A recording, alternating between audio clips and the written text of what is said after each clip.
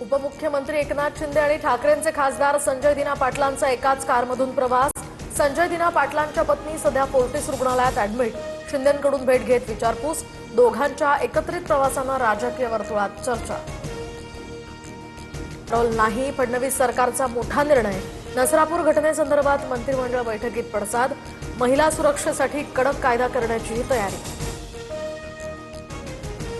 राज्यभरात ठिकठिकाणी अवकाळी पावसाच्या सरी, तर नंदुरबार, गोंदिया, भंडारा, नागपूर, वाशिमसह हिंगोलीमध्ये वादळी वाऱ्यासह गारांचा पाऊस। कापणीला आलेल्या धान पिकांचं नुकसान, शेतकरी चिंतेत।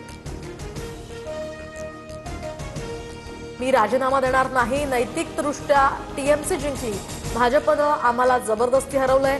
पश्चिम बंगालमधील पराभवानंतर सुद्धा ममता बॅनर्जी ठाम।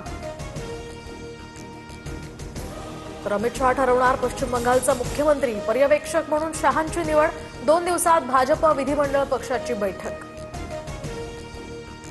टीव्हीके प्रमुख विजय यांची विधिमंडळ पक्षाच्या नेतेपदी नियुक्ती। तर तामिळनाडूमध्ये टीव्हीकेनं 108 जागा जिंकल्या असल्या तरी पक्ष बहुमतापासून दूर।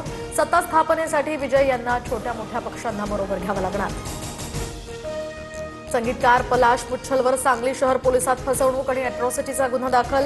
अभिनेता आणि निर्माता विज्ञान मानेंच्या तक्रारीनंतर गुन्ह्याची नोंद। तर पलाश मुच्छलनं आरोप फेटाळले। बदनामी केल्याप्रकरणी 10 कोटींचा दावा दाखल।